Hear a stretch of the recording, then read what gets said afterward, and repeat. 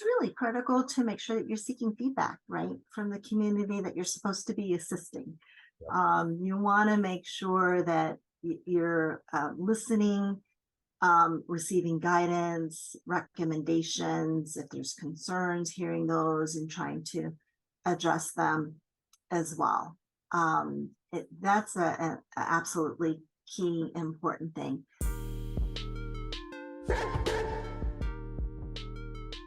Hey everyone, welcome back to the Lazarillo podcast. I hope you're having a fantastic week. Today I'll be joined by the City of Tampa ADA Coordinator Raquel Pancho. We have an amazing conversation about Raquel's journey in the world of accessibility, info about the exciting new project between the City of Tampa and Lazarillo, and Raquel's advice on fighting for greater accessibility in your city. Enjoy the show. So my name is Raquel Pancho. I'm the Americans with Disabilities App Coordinator for the City of Tampa. My overall scope is to ensure that the City of Tampa services and programs are accessible to persons with disabilities. And how did you get started working in accessibility? I'm interested what kind of that process was like for you. Oh, absolutely. So my background, actually, I have a master's degree in rehabilitation counseling. I graduated in 1992. Have been working with persons with disabilities since that time period in various aspects of the field, helping people with finding employment, case management services, disability rights, working at a university and such. And, all of that career path has led me to what I'm doing now in regards to access for people with disabilities. Awesome. And so now you're working with the City of Tampa. I'm curious, how did you kind of get connected with the city and end up in the role that you are now with them? Well, sure. So my last position, actually, I was at the University of South Florida. I was there for 10 years, and the last 7 of those 10 years, I was actually the Associate Director for Students with Disabilities at the University of South Florida. The previous ADA coordinator here at the City of Tampa actually announced her retirement. And I was kind of interested in possibly a growth opportunity and decided to go ahead and apply, even though I was still pretty happy with my position there at USF. I'm curious, having worked in a university setting and then now working for a city government, what are some of the ways that those jobs differ? And then what are some of the day-to-day things that you do as an ADA coordinator for a city?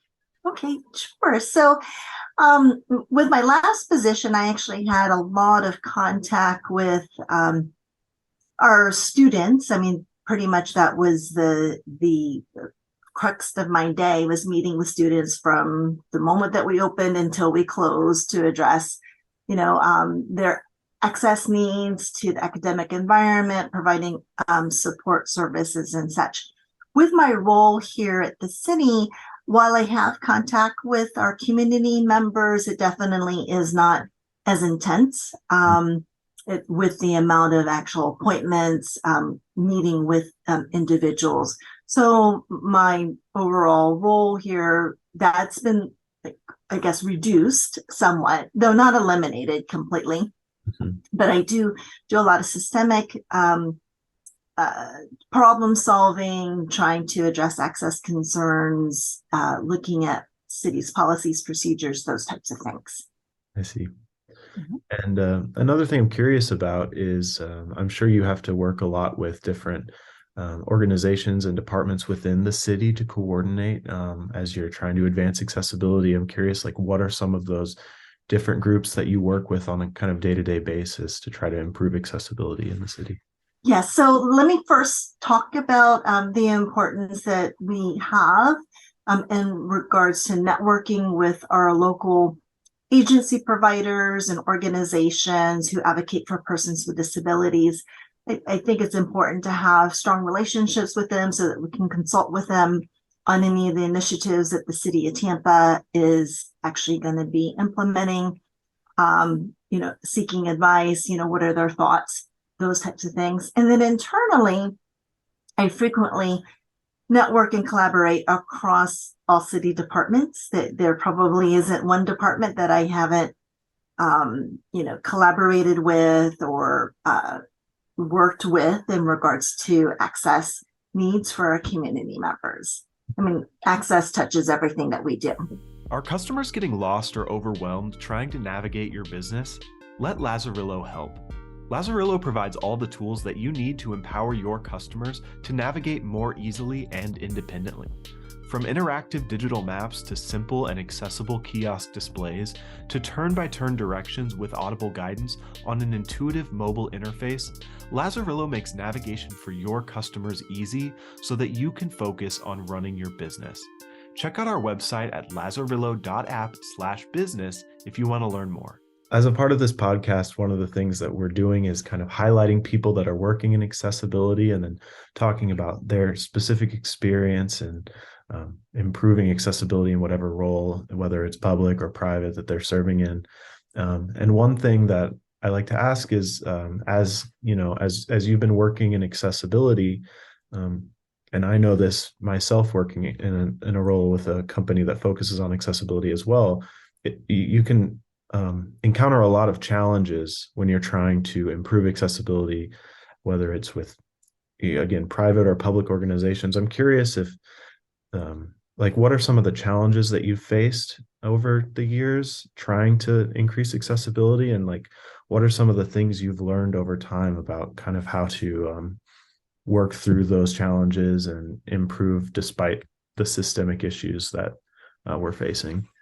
Yes. So, of course, one of the major challenges usually is being able to have the funding support to be able to address, the needs. So something as simple as maybe a repair of a sidewalk, that can be more readily done. But when you're talking about new construction or renovations, that can't happen instantaneously, especially when you're working with a government type of institution. We have to be responsible for how the municipality is spending funds. So there's always a process to that. So there's a budget approval process. There's bids have to go out to contractors who have to apply for those bids. And then, tons of reviews and things like that. So the challenge that I think many municipalities and government agencies face is that they're very, very dedicated to improving access, but in regards to installing new things, for example, like a sidewalk where there was not a sidewalk previously, all of those types of things have to go through budget request approval processes, again, the bidding processes for the contractors and things like that. It's not fast. Yeah. I mean, literally, it could,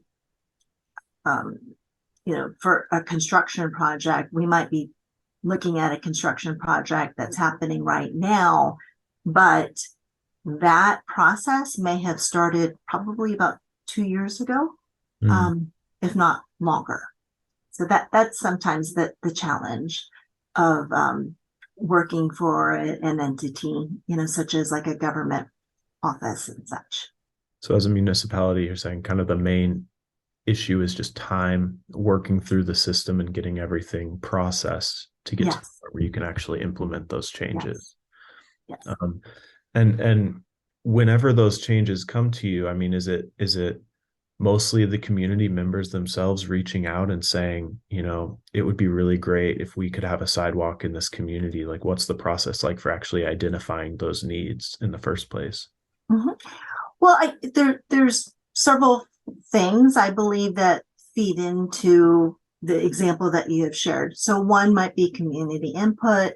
The other one might actually be the long-term goal for a municipality in regards to a master plan for the development of the area. Can almost guarantee that usually projects that are being implemented, thoughts about what could be done probably started having conversations about even just the thoughts about the improvements many years ago. So I think it's a combination of both feedback from community members as well as, the goodness, I'm drawing a blank on the name. it's like the development Mhm. team Yeah, that has the oversight of how the city is being developed from here forward. I see. Mhm. So, say for example, like I'm a member of your municipality and I have a concern about an area that I'd like to make more accessible or I don't feel like is accessible to me or my family. What's the process like that I could go to actually reach out to the city and possibly become more involved in, those decisions being made? So there's multiple ways. One is if the city or the municipality actually isn't currently having any public meetings about the concern, then certainly reaching out directly to the department. Many, I think, municipalities have a way for individuals to report, community members to be able to report what their concerns are. The other way, though, is many times when a municipality is considering doing work in a specific area, they host um, what we call public meetings to seek input from our community members. And many times those public meetings are very valuable because that's where the municipality then is hearing directly from community members about the concerns, what the community members hope to be able to accomplish, and any questions that they may have. Too many times I've actually heard from community members with disabilities who have said, well, Raquel, I wish that the city would have considered this, and it may not necessarily be something that is actually a code requirement. It probably is many times something that exceeds a specific disability access code requirement. And I'll say, oh, goodness, that's a great thought. Had you attended any of the public meetings to be able to share your thoughts about this, any of the concerns? We hosted several public meetings about these projects, and that would have been excellent feedback. But if we don't hear from community members, we wouldn't necessarily,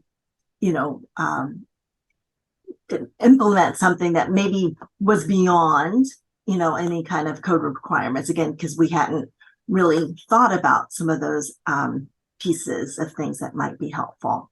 As an example, we built a park called Julian B. Lane several years ago. This was actually, it was being finalized when I started in 17. The community member, after it was fully constructed, had raised concerns that there wasn't necessarily an accessible drop-off location for individuals. And question that, but I know that in regards to the construction of the project, even well before it was constructed, numerous public meetings were being held about, the park, what would be helpful for the community, what they would find valuable. Now we have access there at the park, but whether or not there's a specific area for a person with a disability to be dropped off, that actually, when the final project was completed, actually wasn't factored into the design, but that could certainly have been factored in originally if we would have received that feedback. I see. Mhm. Yeah. And so just now that we've talked a little bit about city projects and how those get started, I kind of want to transition to what we've been working on together. That's the city of Tampa and Lazarillo. We've been doing a project with the city of Tampa to not only map Julian B. Lane Park, but also some important public buildings. And I kind of want to get a picture of how this project was able to come to be and then what we can look forward to in the future. So I'm curious from your perspective, like, how were you involved in this collaboration as it got started? Like, what were those initial conversations like from the city?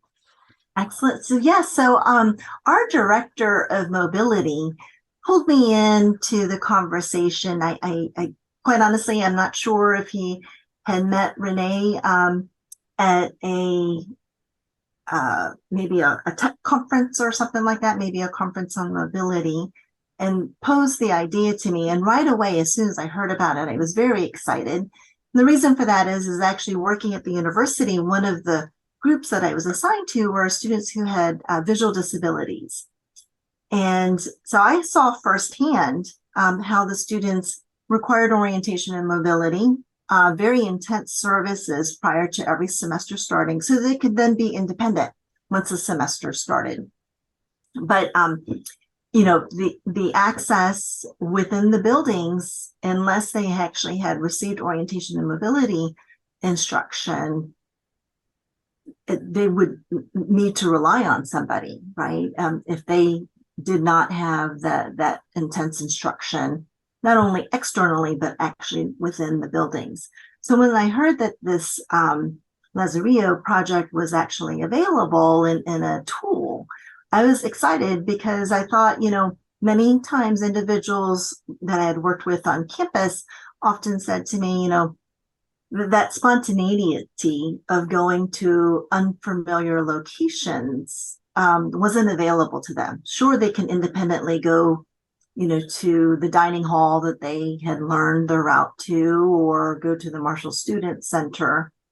But if they decided that they wanted to go to this other dining hall on campus, because they heard that dining hall had great food, or maybe be able to go to a classmate's party in their in their dormitory.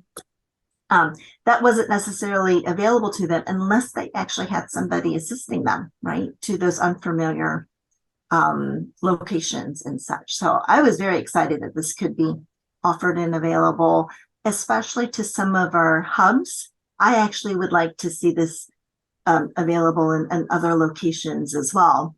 But, we in Old City Hall, we have City Council, which many community members like to attend to be able to share feedback with our council members, also be able to comment on their initiatives to seek some assistance from City Council. We also have some critical opportunities there for code violation hearings, red light camera hearings.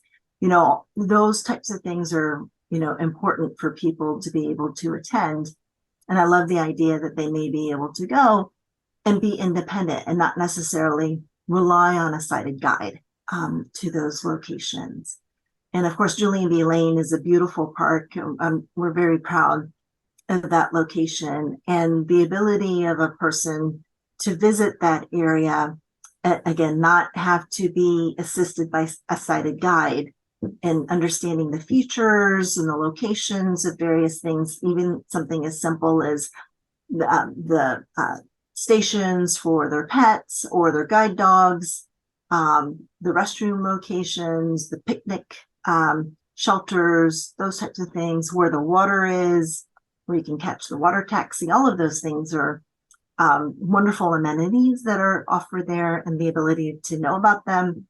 But again, not having to rely on somebody who's sighted is just fantastic to me.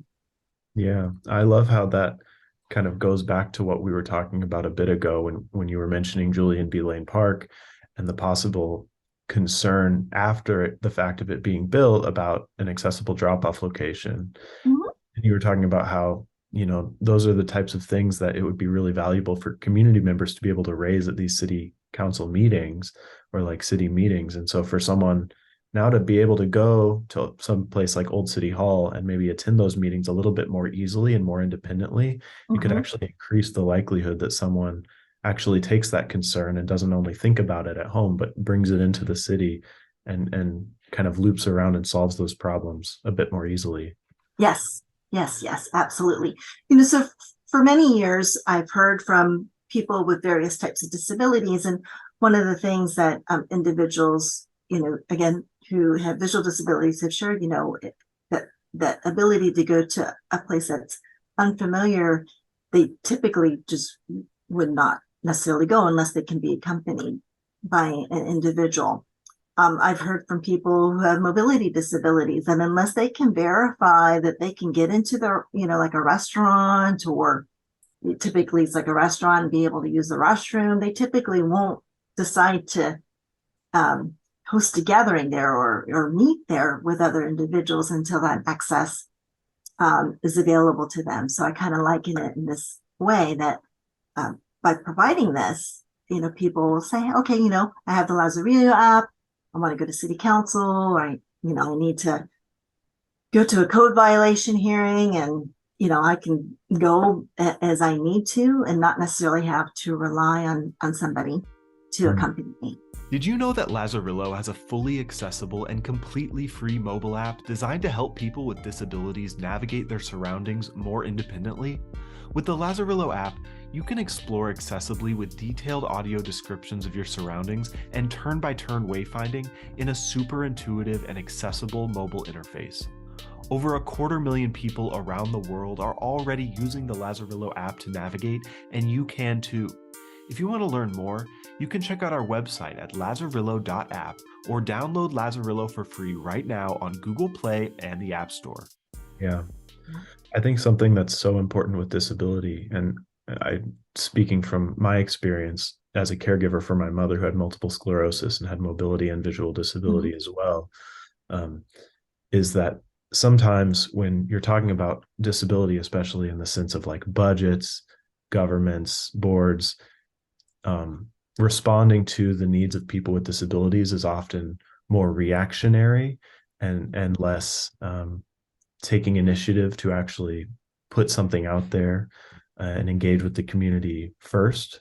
And so a project like this, I think, is great because it's not only responding to the needs of the community, but it's inviting the community in and saying, like, we see you, we want you to participate in these conversations. And for someone like my mom, for example, like having the actual community reach out and be like, we want you here, we're going to provide these tools for you to be able to do that more easily, would have meant so much to her and her ability, and just the feeling of safetyness and being invited to actually go and attend those types of events. Absolutely. Yeah. So access features that were designed to provide that equitable opportunity for persons with disabilities actually benefits many individuals. And like you said, if it's actually proactively provided, people can then feel confident and assured that when they visit a location, they're not going to necessarily encounter any difficulties when they're actually visiting them, the typical barriers, I should say, and such. So yes, and by providing that kind of access, you're not necessarily having to be reactive to any access concerns. A person can just kind of come and go as they might want to, with, again, not necessarily having to rely on anybody. They're feeling welcome, and it's just readily available, just like everything else is for other community members who don't necessarily have the same types of limitations. Yeah. I want to actually take a moment just to explain to our listeners a little bit about what our actual collaboration is with Lazarillo in the city of Tampa, so people can know, how they can access that. So what we've done, we've talked a little bit about this, is we've actually gone in and made digital accessible maps of Julian B. Lane Park, Old City Hall, as well as the Tampa Municipal Office Building. And the cool thing about this collaboration is that not only can you get from your house to those places, for example, but you can actually explore inside those buildings with audible guidance. So you can start out at the front door, for example, and find the office, the front desk, the bathroom that you're looking for, and actually be guided there through your smartphone with audible guidance, so that you can get there with those guided messages that Lazarillo provides. At Julian B. Lane Park, we offer a similar thing where Lazarillo already works outside, but now we have a lot of advanced information about the park integrated into the app. So not only can you get to the app, but you can actually walk down specific trails, find things like trash cans, bathrooms, benches, things like that in the park, and be able to access those more easily with the Lazarillo app. And to find out more about this, you can visit our website at lazarillo.app. We also have a specific page at lazarillo.app/Tampa, and I'll leave all the links to those pages in the description so that you can check those out. Now that I've talked just a little bit about what the collaboration is so that our listeners understand, I'm curious, like you were talking a little bit about how you'd be interested in seeing something like this expand. Just theoretically, what are some other uses where you think this could be a valuable thing for the community? Like, how do you see this being able to be used in other ways? So again, based on receiving some feedback from our community members, one of the individuals actually who has a visual disabilities who helped with the beta testing for the app to bring it for the city to bring it to our grounds, which I was having a conversation with her, and what she had shared, she's like, goodness, Raquel, this would actually be incredibly valuable at the mall, at the airport. I'm picturing also the Tampa Convention Center. How many of us have actually gone to some type of workshop convention, and you're looking at your guide and it says, whatever workshop you want to go to is at 2C, and you're looking around and can't easily find the location. So being able to have that information for people who have visual limitations as well as people who can see can be incredibly valuable. I know especially like at the mall, if you're a person who has maybe limitations with your back, being able to quickly find, where the store is instead of having to find then the guide right there at the store. If this is actually available, again, a lot of the technology that's helped people with disabilities also benefits many other individuals as well. So like Janet had said, the mall, the airport, some of those large spaces that have a lot of amenities, it can be very confusing if you can't find the location for the direction, can be very helpful. I love that connection, that expanding access for one group can actually make access easier for everybody in every group. And for example, making room in your budget for accessibility doesn't only benefit people with disabilities, but it also benefits your entire community. Yes. I mean, you can kind of picture, you're a parent with a small child at the airport, right? And you need to quickly find a restroom so you can change the baby quickly because you have your connecting flight. You got to find the connecting flight, and you only have like a limited window. Easily being able to have that information. And okay, the restroom's right here and gate 12 is just on this side. Being able to have that quick information could be just, again, very valuable. Yeah, absolutely. I know I can use that whenever I go to airports and shopping malls. Yes, that's. Well, I want to thank you so much for joining us. And I want to end just with one more question, but before we finish up, I'm curious if for people that are working in different roles in accessibility, whether it's in universities, schools, nonprofit organizations, or with city governments, if you just have any advice for people working in accessibility that they can kind of leave the conversation with today. Oh yeah. So one of the key things is that as you're an agency that is geared towards assisting individuals, it's really critical to make sure that you're seeking feedback, right, from the community that you're supposed to be assisting. You want to make sure that you're listening, receiving guidance, recommendations, if there's concerns, hearing those and trying to address them as well. That's a absolutely key important thing. I've seen too many years where individuals were proceeding with a service or product thinking it was going to be absolutely wonderful and never actually consulted with folks that are going to be impacted by the service or the product to check to see if it would even work. So I think that consultation is absolutely critical. And it also shows that really you're not just doing this out of the whim. You're doing it with some very concerted efforts to analyze and obtain good information on how it may or may not be helpful for the people that you're impacting. Yeah, that's great advice. I couldn't agree more. All right. Well, thank you so much for joining us today. Well, thank you for having me. It was wonderful. And I really appreciate the opportunity to have this pilot project with the city. I'm hoping to be able to see it grow. Thanks again for tuning in to this week's episode of the Lazarillo podcast. We hope you enjoyed the show. If you want to learn more about the collaboration between Lazarillo and the City of Tampa, you can visit our website at lazarillo.app/Tampa. Until next time, have a great week.